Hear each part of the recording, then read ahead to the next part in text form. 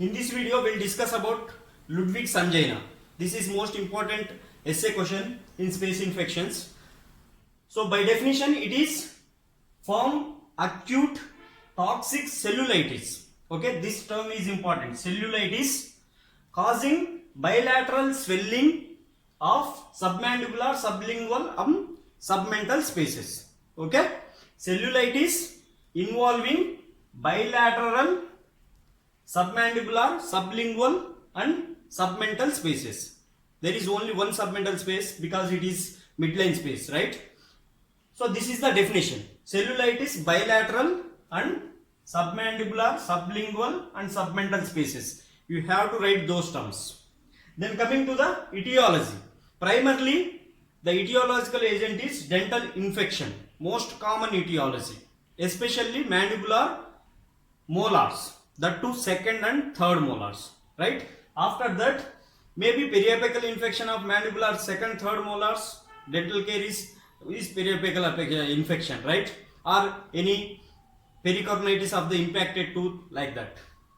And submandibular gland xyloidinitis and compound mandibular fractures. Compound is nothing but open mandibular fractures that communicates with the oral cavity or with the external environment. Okay, compound fractures. After that, puncture wounds of floor of mouth, soft tissue injuries involving floor of mouth, and osteomyelitis, and secondary infections of oral malignancies. Okay, this is the etiology. You have to definitely write this dental infection. Okay, and after that we will see about the pathogenesis, how exactly bilateral spaces are involved. Okay, say first there is decayed mandibular molar infection.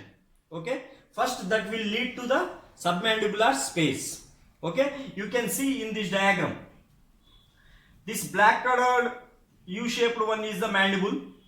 Okay, and this red colored is the mylohyoid muscle, and there is in the midline genioglossus muscle. Okay, that means there is tongue musculature also. So sublingual space is space above the mylohyoid muscle. You can see in this diagram, this is the central incisor and this is the mandible. Okay, and this red color is the mylohyoid muscle, blue is the oral mucosa. So space between the oral mucosa, that to lingual side mucosa, and mylohyoid muscle is the sublingual space, and submandibular space is nothing but space below the mylohyoid muscle.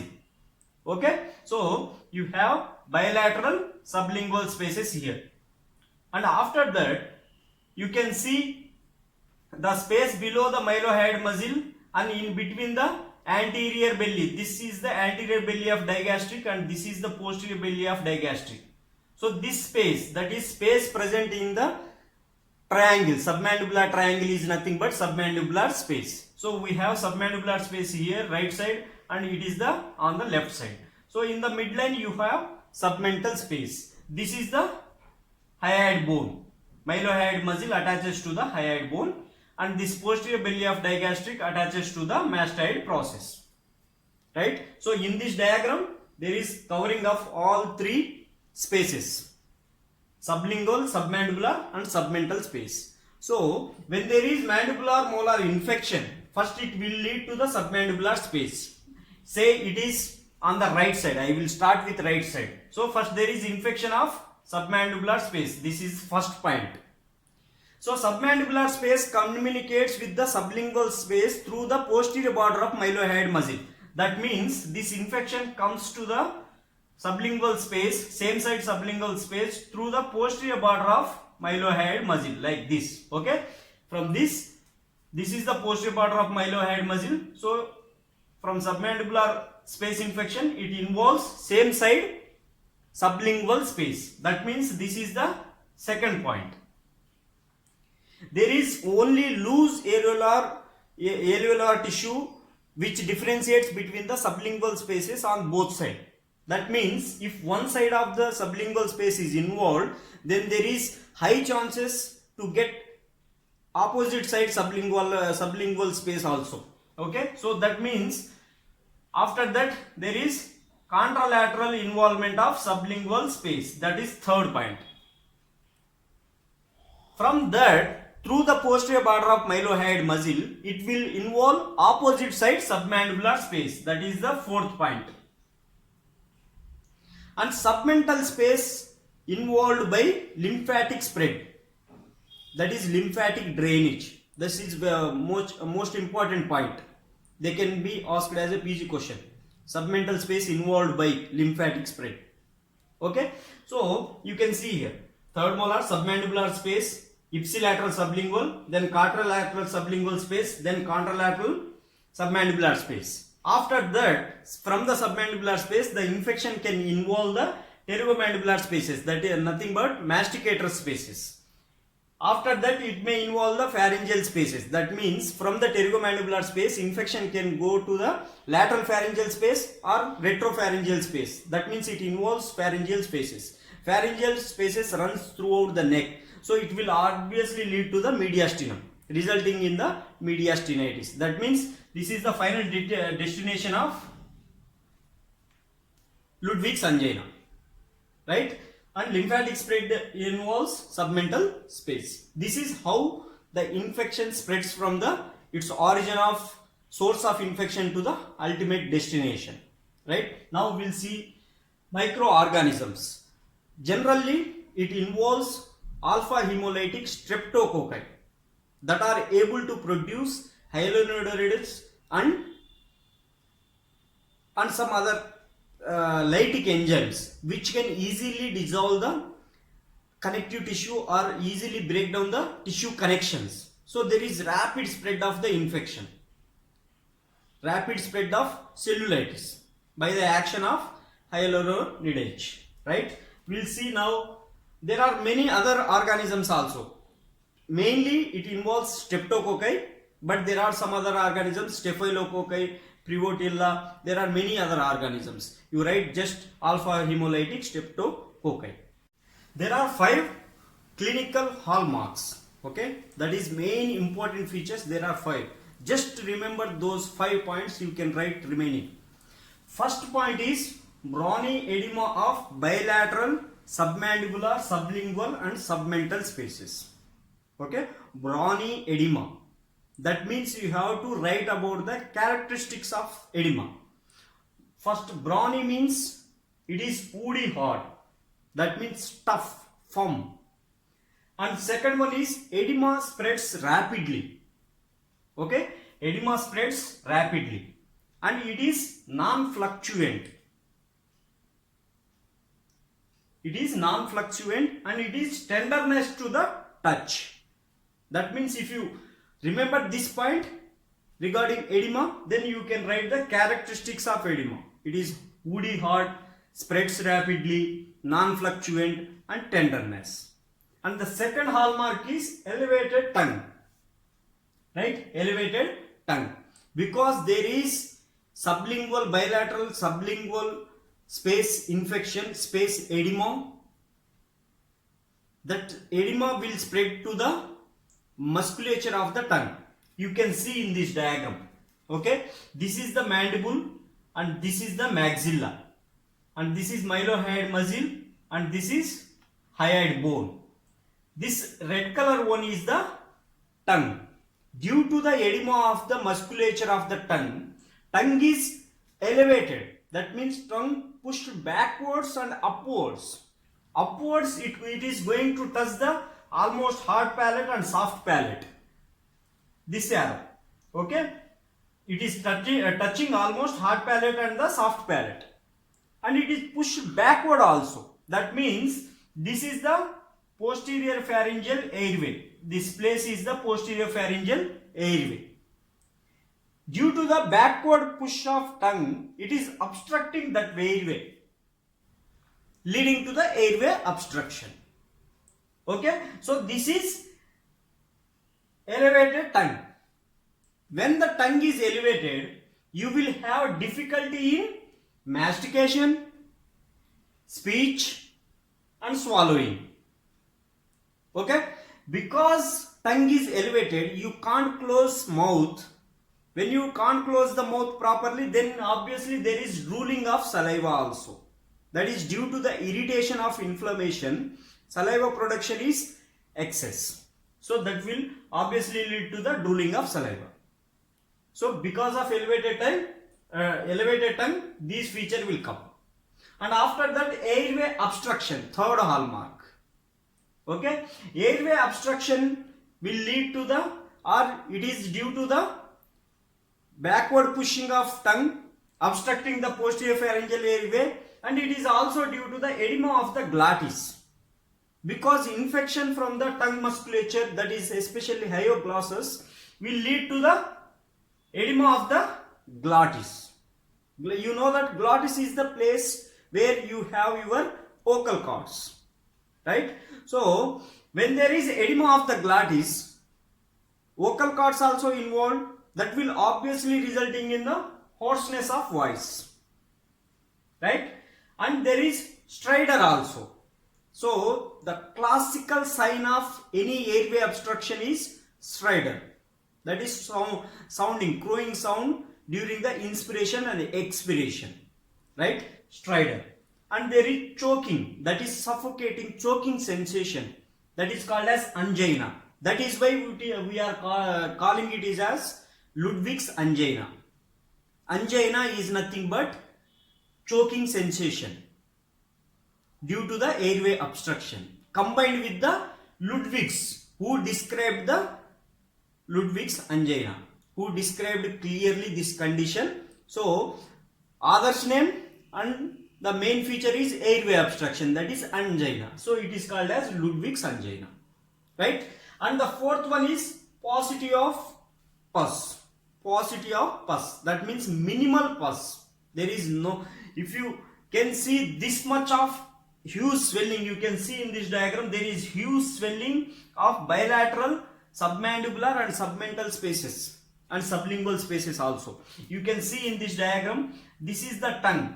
This is the tongue elevated, and this blue color is the floor of the mouth. Floor of the mouth also elevated along with the tongue, right? And this is the bilateral, submandibular and submental space infections along with the sublingual. You can write the diagrams like this. You can draw the schematic diagram, okay? And you have to draw this one also. And after that, toxic nature. Generally, this condition is acute, that is spreads rapidly.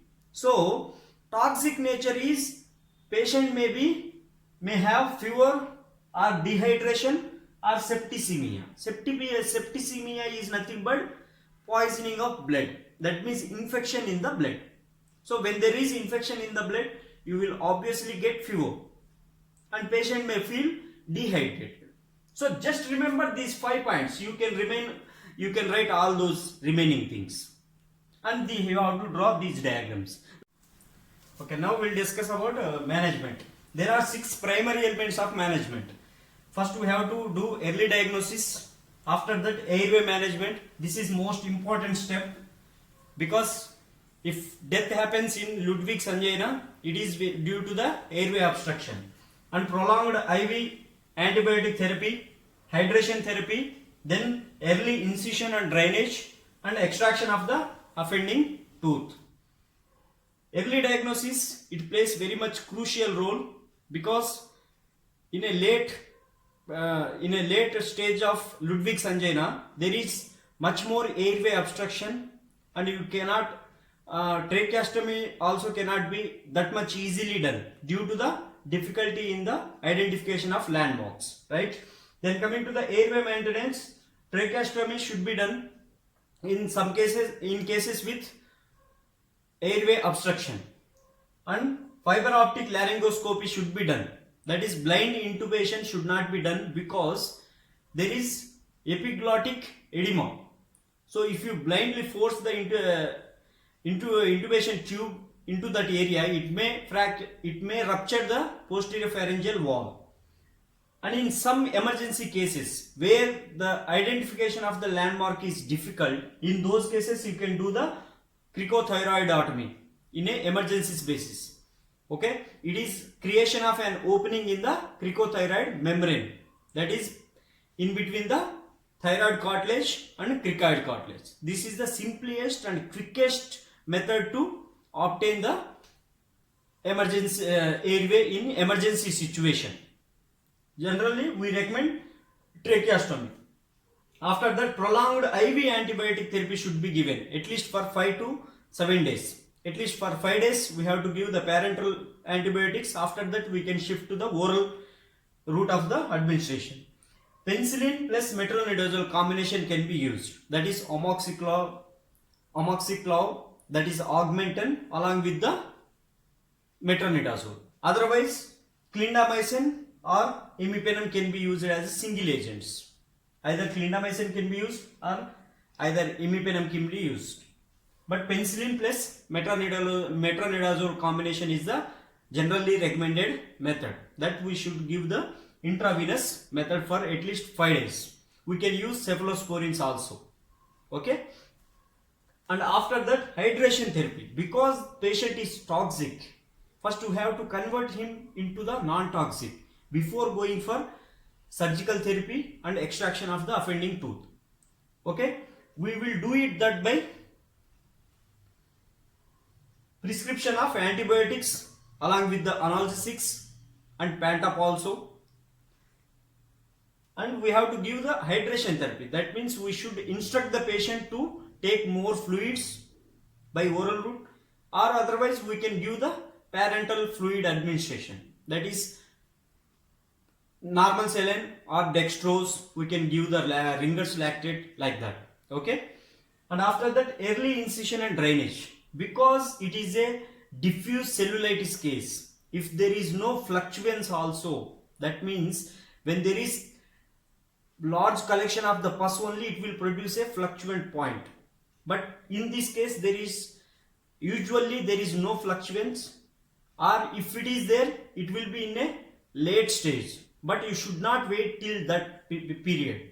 If there is no fluctuance also, then you have to go for incision and drainage. Classically, in the previous days, it is the cutthroat incision. That means incising in between the lower part of the mandible and the hyoid bone. In between that, from one angle region to the other angle region like this. Okay, this is the cutthroat incision from one submandibular space to the other submandibular space. But the disadvantage is that it produces a conspicuous scar. That means very aesthetically unacceptable scar. That is why we are generally not recommending this method now. Now what we'll do, you can see here there is bilateral submandibular space infections, that is Ludwigs angina. First we'll give a stab incision in both submandibular spaces. Okay, just below the lower border of the mandible, and we should follow Hilton's method of abscess drainage. Okay, and after that we'll prepare a stab incision in the submental region also. Okay, this is approximately lower border of the mandible, so parallel to that and below that there are two stab incisions in the submandibular space and one in the submental space, right? You have to incise through the skin and subcutaneous tissue and superficial fascia only. After that, you have to take a curved hemostat and dissect blindly to open the lacules of the if there is pus. Otherwise, the incision and drainage, the main objective here is to relieve the pressure within the edematous tissue, because that pressure from the edematous tissue may compromise the airway. So the main goal here is to relieve the pressure within the edematous tissue if there is no pus. If there is pus, we'll drain the pus also and we'll send that to the culture sensitivity test, right? This is incision and draining submandibular spaces and submental space. Okay, lingually through this submandibular space also we can open the sublingual space. That means we have to separate some fibers of mylohyoid muscle, then we can gain access to the sublingual space. But generally we'll do drainage of sublingual space intraorally. You can see here. Okay, this is the mandibular arch and this is the tongue. So a incision is placed as much close as possible to the base of the mandibular arch.